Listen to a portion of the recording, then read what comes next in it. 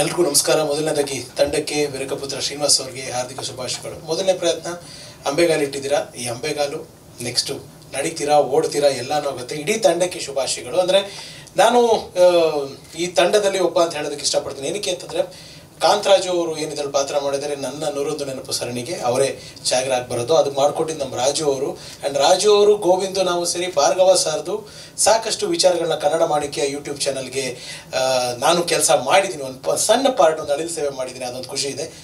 ಚೆನ್ನಾಗಿ ಮಾಡಿದ್ದೀರಾ, ಇನ್ನಷ್ಟು ಚೆನ್ನಾಗಿ ಮಾಡಲಿ. ಹುಚ್ಚ ವೆಂಕಟ್ ಅವ್ರನ್ನ ಈ ರೀತಿ ಸೀರಿಯಸ್ ಆಗಿ ನೋಡೋದಕ್ಕೆ ಒಂದು ಸತಿ ಸ್ವಲ್ಪ ಸಿಂಕ್ ಆಗೋದು ಕಷ್ಟ. But okay, fine. ಅವ್ರ ಪಾತ್ರನ ಪಾಪ ಚೆನ್ನಾಗಿ ನಿರ್ವಹಿಸ್ಕೊಂಡು ಹೋಗಿದ್ದಾರೆ.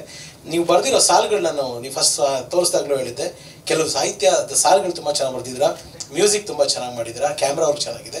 ಇನ್ನಷ್ಟು ಒಳ್ಳೊಳ್ಳೆ ಪ್ರಯತ್ನಗಳಾಗಲಿ ಅಂತ ಕೇಳ್ಕೊತೀನಿ. ಆ್ಯಂಡ್ ಇಲ್ಲಿ ಒಂದು ವಿಷಯ ನನಗೆ ಹೇಳಬೇಕು ಅಂತ ತುಂಬ ಆಸೆ ಆಗೋದಂತಂದರೆ, ವಿಷ್ಣು ಸರ್ ಅಂತಂದರೆ ಒಂದು ಭೇಟಿ, ಅಂದರೆ ಸುಮಾರು ಸಾರಿ ಭೇಟಿ ಮಾಡಿದ್ದೀನಿ ನಾನು. ಮಾಧ್ಯಮದಲ್ಲಿದ್ದೆ, ಕೆಲವು ಸಂದರ್ಶನ ಮಾಡಬೇಕಾದ್ರೆ ಜೋಗಿ ಸಿನಿಮಾ ನೋಡ್ಬಿಟ್ಟವರು, ನಾವು ಪ್ರೇಮ್ ಅವರು ನಾವು ಎಲ್ಲ ರೇಣುಕಮ್ಮನಲ್ಲಿ ಜೋಗಿ ಸಿನಿಮಾ ನೋಡಿದ್ರು. ಶುಕ್ರವಾರ ರಿಲೀಸ್ ಆಯ್ತು ಪಿಕ್ಚರು, ಶನಿವಾರ ಪಿಕ್ಚರ್ ನೋಡಿದ್ರು ವಿಷ್ಣು ಸರ್ ಸಾಯಂಕಾಲ.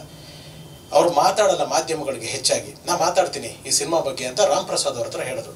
ಸರಿ ಪ್ರೇಮು ನಾವು ಎಲ್ಲ ಕ್ಯಾಮ್ರಾ ತೊಗೊಂಡು ರಪ್ಪಂತ ಹೋಗ್ಬಿಟ್ಟಿದ್ದೀವಿ ಅಲ್ಲಿ ಜಯನಗರ್ಗೆ ವಿಷ್ಣು ಸರ್ ಮನೆಗೆ.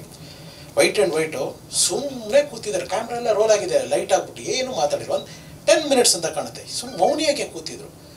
ಆಮೇಲೆ ಮಾತಾಡೋಕ್ಕೆ ಸ್ಟಾರ್ಟ್ ಮಾಡಿದ್ರು. ಒಂದು ಸಿನಿಮಾನ ಅವರು ಗ್ರಹಿಸ್ಕೊಂಡಿದ್ದ ರೀತಿ ಅಥವಾ ಅವರು ಅದನ್ನು ಪ್ರೊಜೆಕ್ಟ್ ಮಾಡಿದ ರೀತಿ ಅದ್ಭುತ. ಅದಕ್ಕೆ ಆ ಪ್ರೋಗ್ರಾಮ್ಗೆ ನಾ ಕಂಡ ಜೋಗಿ ವಿಷ್ಣುವರ್ಧನ್ ಅಂತ ಪ್ರೋಗ್ರಾಮ್ ಮಾಡಿದ್ದೆ. ಅವಾಗ ನಾನು ಒಂದು ಖಾಸಗಿ ಮಾಧ್ಯಮದಲ್ಲಿ ಕೆಲಸ ಮಾಡ್ತಿದ್ದೆ.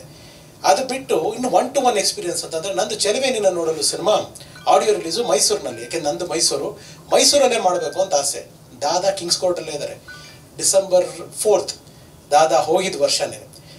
ಶಿವಣ್ಣ ಯಾವಾಗಲೂ ಬೇರೆ ಹೋಟ್ಲಲ್ಲಿರೋರು, ಇಲ್ಲಮ್ಮ ನಾನು ಸದರ್ನ್ ಸ್ಟಾರ್ಗೆ ಕಿಂಗ್ಸ್ ಕೋರ್ಟ್ಗೆ ಬರ್ತೀನಿ, ಅಲ್ಲೇ ನನಗೆ ಇಡೀ ಟೀಮ್ ಅಲ್ಲೇ ಇದ್ವಿ. ಅಣ್ಣ ವಿಷ್ಣು ಸರ್ ಇದ್ದಾರೆ ಅಂದ ತಕ್ಷಣ ಶಿವಣ್ಣ, ಗೀತಮ್ಮ, ನಾನು, ನಮ್ಮ ಕ್ಯಾಮ್ರಾಮನ್ ಕಬೀರ್ಲಾಲ್ 4 ಜನನು ಹೋದ್ವಿ ಅಲ್ಲಿ. ನಾನು ಅದನ್ನು ಹೇಳಲೇಬೇಕು ವಿಚಾರನ. 4 ಜನ ಹೋಗ್ತಾ ಇರೋಂಗೆನೆ ವಿಷ್ಣು ಸರು ಶಿವಣ್ಣನ ನೋಡಿ ಎದ್ದು ತಪ್ಕೊಂಡು ಹೇಗಿದ್ದಾರೆ ಮನೆಯಲ್ಲಿ, ಗೀತಮ್ಮನ್ನು ನೋಡ್ಬಿಟ್ಟು ನೀವು ಮಾಡೋ ರಸಂ ಕುಡಿಬೇಕು ಅಂತೆಲ್ಲ ಹೇಳಿ, ಸಿನಿಮಾ ಬಗ್ಗೆ ಎಲ್ಲ ಮಾತಾಡಿ ಏನು ಬಂದಿದ್ದಾರೆ ಅಂತೆಲ್ಲ ಹೇಳಿ ಚೆನ್ನಾಗಿ ಮಾತಾಡಿದ್ರು. ಮನುಷ್ಯಂದು ಒಂಥರ ನಮ್ದು ಏನು ಹೇಳ್ತಾರೆ, ನಮ್ಮದು ಈ ಬುದ್ಧಿಗಳಿರುತ್ತಲ್ಲ, ಅಯ್ಯೋ ವಿಷ್ಣು ಸರ್ ಬಂದ್ಬಿಟ್ರೆ ಈ ಪ್ರೋಗ್ರಾಮ್ ಹೆಂಗಿರುತ್ತೆ ಅನ್ನೋ ಸ್ವಾರ್ಥ ಆಸೆ ನನಗೆ.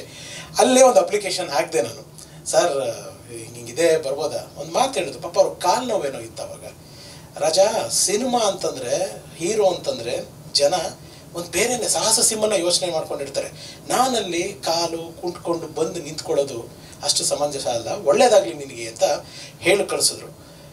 ಅವ್ರು ಆಶೀರ್ವಾದ ಮಾಡಿದ ಫಲಾನೋ ಏನೋ, ಆ ಸಿನಿಮಾ ಹಾಡುಗಳು ತುಂಬ ದೊಡ್ಡ ಹಿಟ್ ಆಯಿತು. ಸಿನಿಮಾ ನಾನು ಅಂದ್ಕೊಂಡಂಗೆ ಹೋಗಲಿಲ್ಲ ಸತ್ಯ, ಆದರೆ ಅವ್ರ ಆಶೀರ್ವಾದ ಹಾಡುಗಳಿಗೆ ಮಾಡಿದ್ರಲ್ಲ, ಅದು ನಾನು ಯಾವತ್ತಿಗೂ ಮರೆಯಲ್ಲ. ನನ್ನ 3-4 ಸಿನಿಮಾ ನಾನು ಏನು ಮಾಡಿದ್ದೀನಿ, ಅದರಲ್ಲಿ ಒಂದು ದೊಡ್ಡ ಮ್ಯೂಸಿಕಲ್ ಹಿಟ್ ಸಿನಿಮಾ ಅಂದರೆ ಚೆಲುವೆಯನ್ನು ನೋಡಲು. ಅದಕ್ಕೆ ನಮ್ಮ ಕಲಾವಿದರ ತಂತ್ರಜ್ಞರ ಶ್ರಮದ ಜೊತೆಗೆ ವಿಷ್ಣುದಾದನ ಆಶೀರ್ವಾದನೂ ತುಂಬ ದೊಡ್ಡದಾಗಿದೆ. ಸೊ ಅದನ್ನು ನಾನು ಯಾವತ್ತೂ ಮರೆಯೋದಿಲ್ಲ.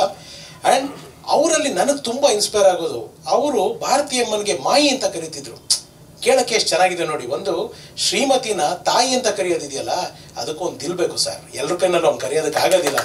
ಅದನ್ನೇ ಓನ್ಲಿ ವಿಷ್ಣುದಾದ ಅವರು ಸ್ಕ್ರಿಪ್ಟ್ ಕೊಡಬೇಕಾದ್ರೆ ಒಬ್ಬ ಡೈರೆಕ್ಟ್ರಿಗೆ ಹೆಣ್ಣು ಮಕ್ಕಳಿಗೆ ನಾವು ಏನು ಪಾತ್ರ ಕೊಡ್ತೀವಿ, ಅವ್ರನ್ನ ಹೇಗೆ ನಾವು ಕರಿತೀವಿ, ಇಷ್ಟು ಮಟ್ಟಕ್ಕೆ ಕಾಳಜಿ ತಗೊತಿದ್ರು ಅಂತಂದರೆ ಬೇರೆದೆಲ್ಲ ನಿಮಗೆ ಗೊತ್ತಿದೆ.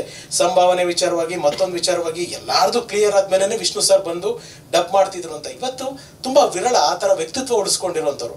ಅಂದರೆ ಒಂದು ಸಿನಿಮಾ ಸ್ಕ್ರೀನ್, ಒಂದು ಮಾಸ್ ಮೀಡಿಯಾ, ಇದಕ್ಕೆ ಆ ಬಿಳಿ ಪರದೆಗೆ ಅಷ್ಟು ರೆಸ್ಪೆಕ್ಟ್ ಕೊಡ್ತಿದ್ದ ಒಬ್ಬ ನಿಜವಾದ ಕರುಣಾಮಯಿ ನಮ್ಮ ದಾದಾ.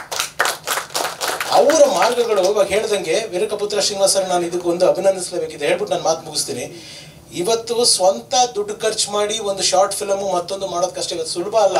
ಅಂಥದ್ರಲ್ಲಿ ಹೊಸ ಪ್ರತಿಭೆಗಳಿಗೆ ಒಂದು ವೇದಿಕೆ ಕೊಡ್ತೀನಿ, ಹಣನೂ ಕೊಡ್ತೀನಿ ಅಂತ ಮುಂದೆ ಬಂದಿದ್ದಿಲ್ವ ಸರ್, ಇದು ನಿಜವಾಗ್ಲೂ ನಾನು ಅಭಿನಂದಿಸಲೇಬೇಕು.